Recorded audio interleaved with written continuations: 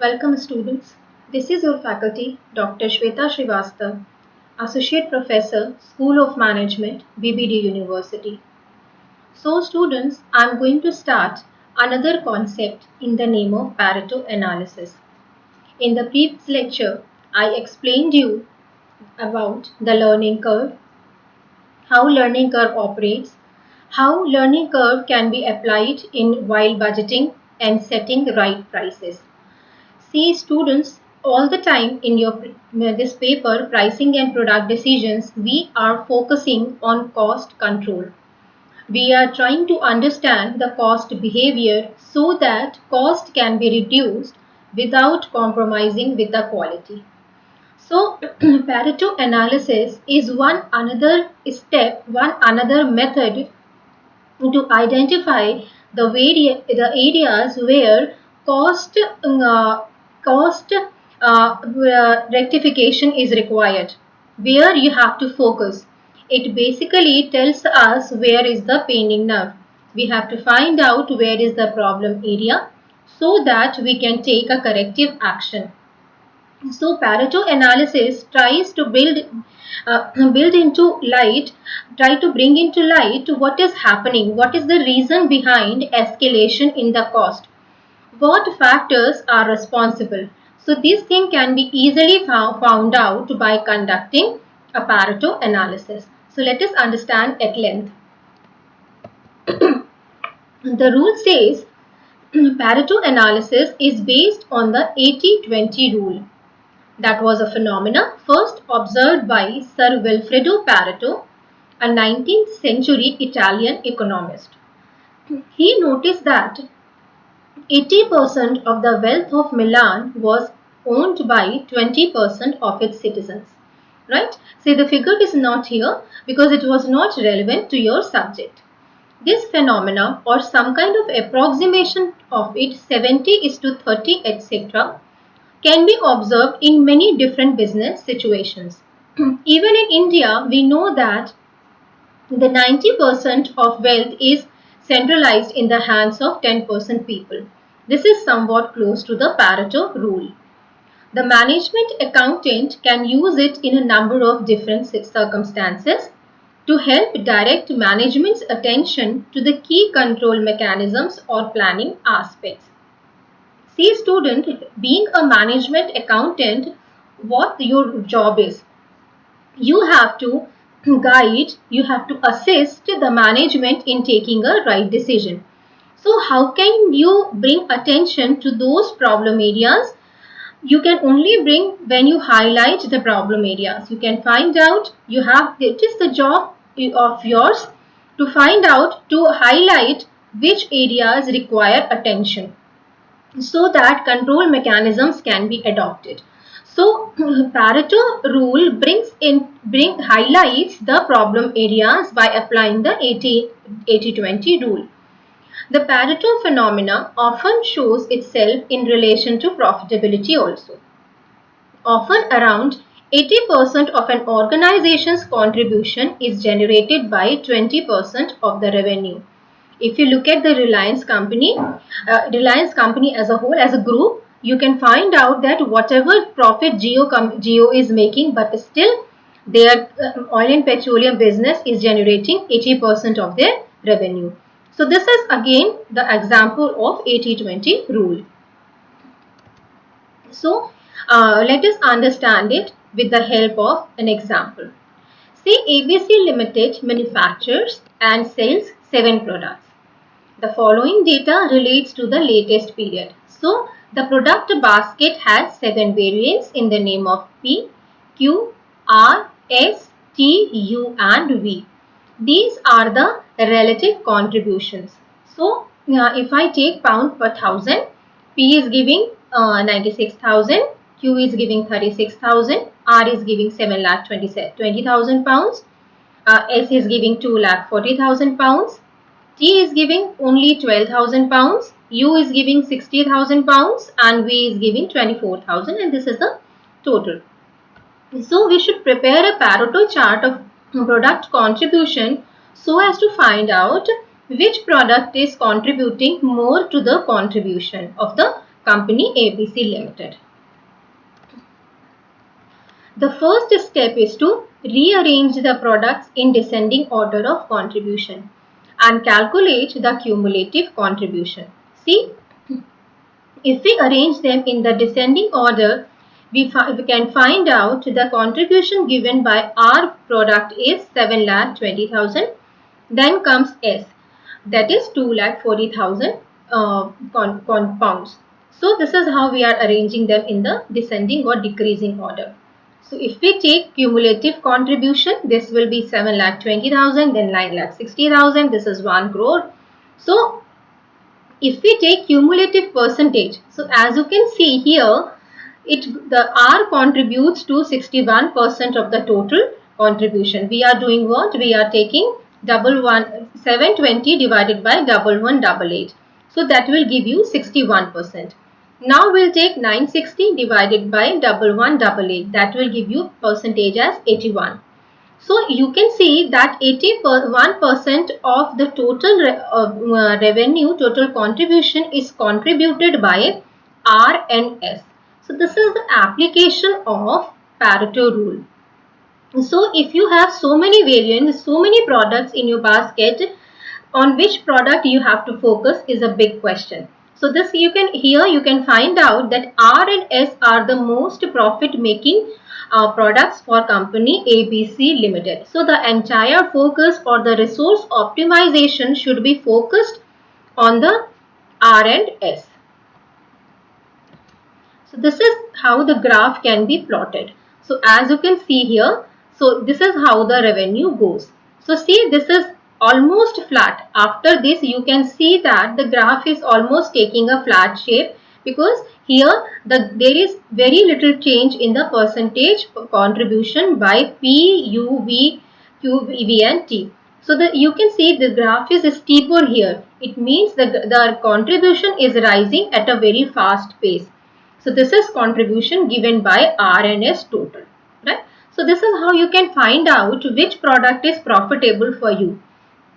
The same goes with the cost also. We can easily pinpoint which area or which aspect is giving you more cost, where the cost is rising. You can easily find out which are your areas which need improvement. So I am moving to yet another concept, that is life cycle costing. So I hope students you are clear with the Pareto principle. The Pareto principle is very simple to understand, and we always try to find out which are the focus areas, because this is the time of management by exception. Management is the decision makers always have time, lesser time in their basket. So the entire energy and entire resources should be focused on those areas which are actually important for the health of the organization. So Pareto principle highlights those important areas so that we can take a right decision without wasting our time and energy. So students, let's move to another thing, that is life cycle costing. See students, life cycle costing says that every customer, every distributor, every product takes a shape of a life cycle like a normal human being. So like a normal person, you cannot take same diet, you cannot take same type of facilities all through your life cycle. In the old age, you require different type of diet, different type of health precautions, different type of facilities. Similarly, at the young age, you require different types of nutrients, different types of food, different types of supporting environment. So the same goes with the products also, customers also, and distributors also. So your costing should be according to the stage at which you are lying, because every product faces the same stages: birth, young age, maturity and decline. So the same type of stages are faced by a customer also, a product also, and a distributor also. The job of the manufacturer is to optimize this life cycle costing. The costing should be done in such a way so as to optimize the profits, because profits majorly depend on cost. So let us understand with the help of product life cycle. So before I explain you what is life cycle costing, let us understand product life cycle. So the concept says the life cycle costing can apply to products, services, customers, projects or assets, and as its name implies, it costs the cost object over its projected life, right? See what happens in generally traditional costing system. What happens, we distribute the entire cost depending upon the capacity, right? But see, the cost cannot be absorbed in the same way, because when the products are at different stages, the absorption may be different because they generate different revenue. They need different types of cost. So you cannot apply a thumb rule that the same level of cost may be absorbed by the product. So the aim is to adopt a policy which will maximize the return over the cost object's total life. Projecting costs and revenues over the cost object's life span runs counter to traditional accounting, which chops up cost, which divides the cost and revenue into time periods, a month, a year, etc. So instead of dividing the cost into different time periods, what we are doing, we are dividing the cost on the basis of their stage, which is more logical, which is more relevant. This prevents consideration of the total profitability of an individual product or service and does not allow the total picture to be seen, right? So we are actually having a myopic view. We are only looking at different time periods. We are not looking at the bigger picture, that is the total life of the project or customer or product, right? So this product life cycle costing actually takes into account the whole life, right? And every stage needs different type of treatment, right? So let's move ahead. So this is product life cycle costing. As I told you that product life cycle costing, I am taking as product as an example. So let us understand first of all the different stages. The product life cycle starts with the introduction stage. At the introduction stage, as you can see, the graph has just started. So the product is introduced in the market. Next comes the growth stage. Here the product or service is accepted by the market. There is expansion of the geographical market. So here you can see the graph takes a rising trend. Here the maturity, it means a little bit of saturation is coming, and it is the time of a technological or methodological breakthrough. You have to find out the new variant, you have to add certain more features. Otherwise, what you will face the decline. So before your product enters into decline stage, you should restart either your new product life cycle, or you can elongate this product life cycle by finding out new geographical areas, by finding out new markets, by adding more features to rejuvenate, to revive that product life. So this is how the product life cycle moves, right? So this is the introductory phase. Demand will be low when a product is first launched onto the market, and heavy advertising expenditure will usually be required to bring it to consumers' attention, because since consumer is unaware of that product or service, or to say brand, so the company or that generic product needs too much of advertising expenditure. The aim is to establish the product in the market, which means achieving a certain critical mass within a certain period of time. See, why do we need to have this critical mass? It means a certain quantity of customers should accept this product or service. Why? Because there are heavy R&D expenses which are done on the development of that product or service. So they needs to be amortized or capitalized or needs to be recovered. So it should be accepted by the critical mass, because that is how you can compensate for the R&D expenses made on the invention or innovation of that product. The critical mass is the sales volume that must be achieved in order to make the product viable in the medium term. Depending on the nature of the product, sometimes a price penetration, low entry price policy may be adopted in order to reach the critical mass quickly. On the other hand, the market may be skimmed, exploiting those purchasers keen to have the latest products such as plasma screen TVs, and so a high introductory price may be set. So here I just want to give you one example of from Jio, right?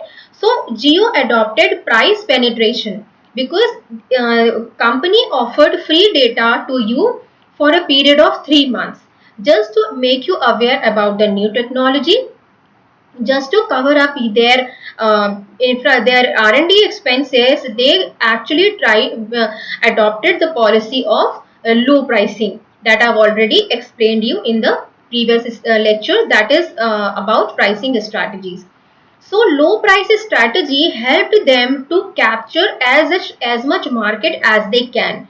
So they have effectively changed the entire market scenario, right? If I take it further, you can see I am just citing you another example.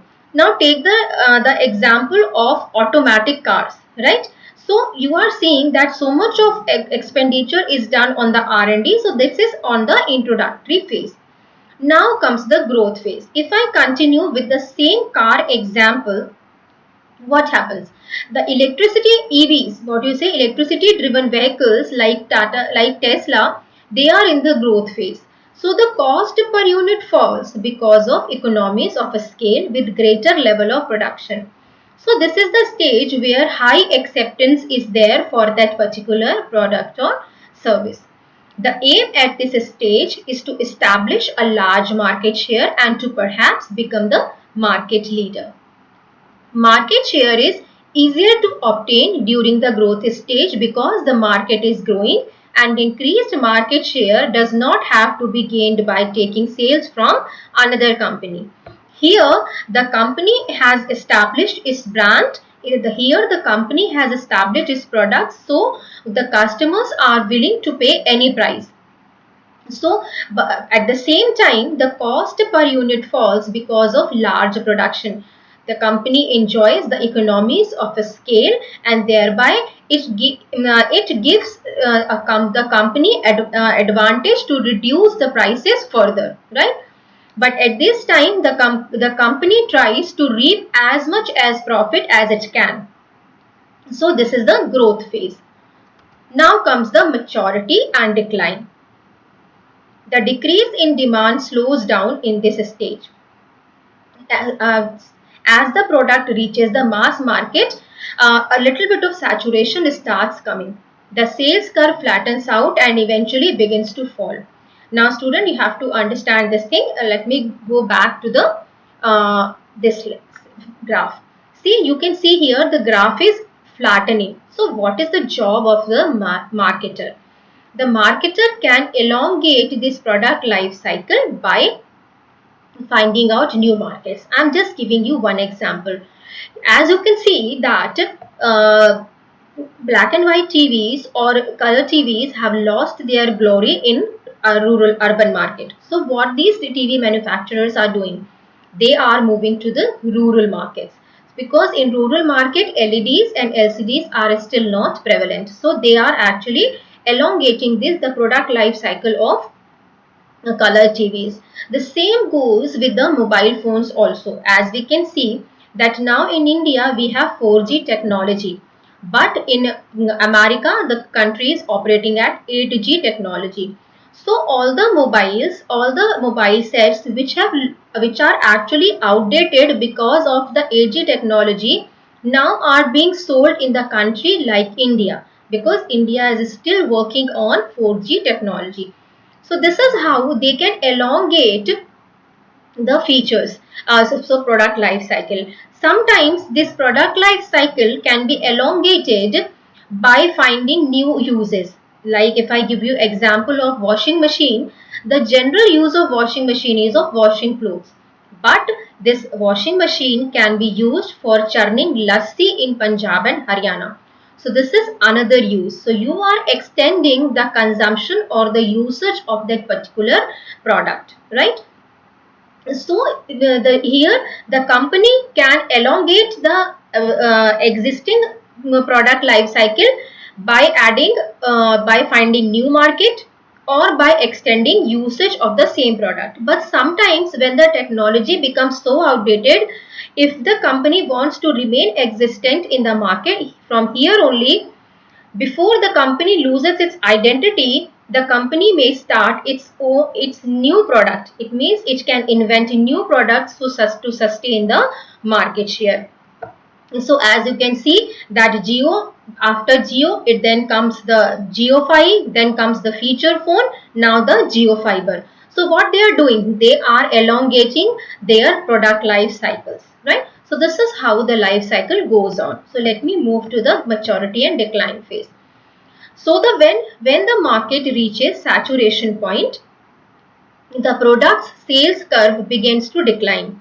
When the market declines, price wars erupt as organizations with products which have elastic demand seek to maintain full utilization of their production capacity. Now what the manufacturers do? They create a price war because now they have to utilize their full production capacity. So what happens? The manufacturers start reducing their prices so that they can compensate this reduction in price with the rise in the volume or the offtake. So that is how price wars erupt in the market. So they generally take place at the decline stage because they know that this is the last time when they can reap the profit or they can make up to their expenses. Now, what should be the PLC costing? See students, there are a number of factors that need to be managed in order to maximize a product's return over its life cycle. So how can you? The basic objective is to optimize the costing. It means you should extract as much money as possible over its life cycle. We know that as we have seen just now that every time at every stage you are not going to have uniform revenue. The revenue depends on the stage at which the product is lying, right? So what is your job? Your job is to maximize the length of the life cycle itself. This is the first job. Now how you can do it? You can find out new variants. You can find out, like you can see Maggi. Maggi is elongating its life cycle because Maggi is facing little bit of a stagnation because of two factors.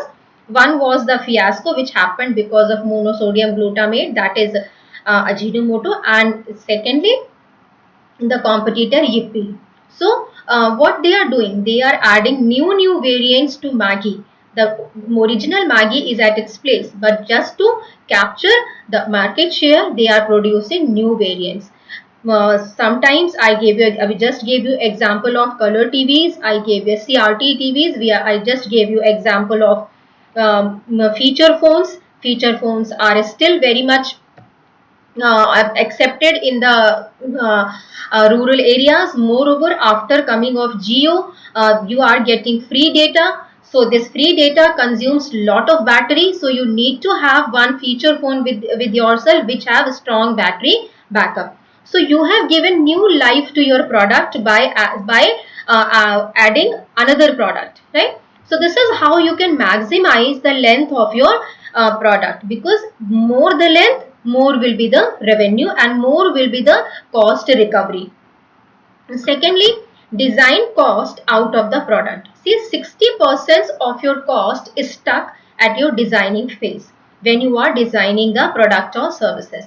So students, the manufacturers should try to avoid all those features which are not adding any value to the product, right? So as you can see, I'm giving you one example. Like if you take a sachet of say Boroline or Bolo Plus, See, just to extend their market coverage, just to elongate their life cycle, what the company has done, the sachet revolution came. That sachet revolution came just to extend the market coverage of expensive products. So then sachet came, then shampoos came into sachet, that even the tea leaves started coming into sachet.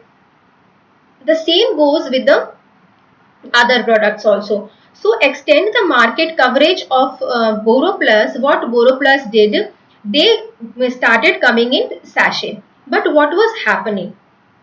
When you cut the sachet, the cream which gets deposited at the rim of the cut eventually gets dried.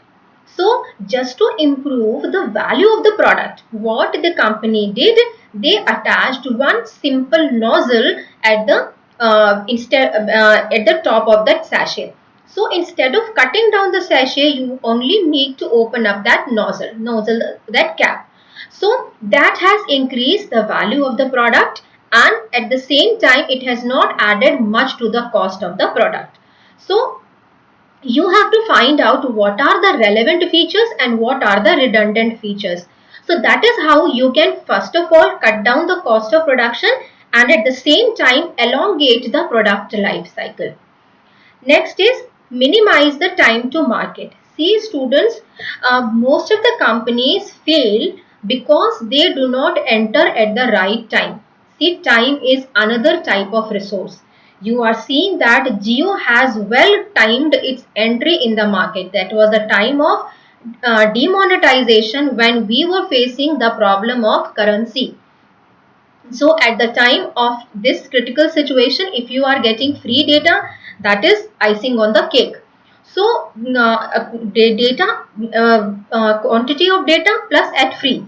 So this has helped Jio to capture the entire market. Now you have only two players, two prominent players in the telecommunication industry, that is Jio and Airtel. So we have to minimize the time at which the product and service is developed and the time when this product and services being finally floated in the market. You can take example of Byju's, you can take example of Jio. See, both these organizations have well timed their entry in the market. Next comes the manage the product's cash flow. See, you have to find out which product is giving you what quantity of cash flow. We have to manage it. We should decide when the product is to be rejuvenated, when the product is to be finished. So we have to manage the cash flows. So students, I just gave you example of a product life cycle. The same type of life cycle costing can be done for a customer also. We have to find out whether our customer is giving us adequate returns or not. The same goes with the project also. The same goes with the distributor also. So whatever benefits you are giving to a distributor, are they actually being met by the volume or the offtake?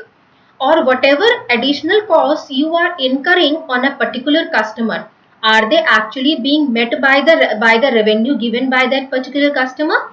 So this is how we have to find out. We can do this life cycle costing just to see whether the organization is making right profit or not. Because if a customer is not giving you right profit, or if a distributor is not giving you right offtake, there is no point in wasting money on that. So we have to, but the basic objective is to elongate these life cycles, because longer be the life cycle, longer be your revenue. So students, this is all from my side for this lecture. We'll meet again for the forthcoming topics. Have a nice time, students.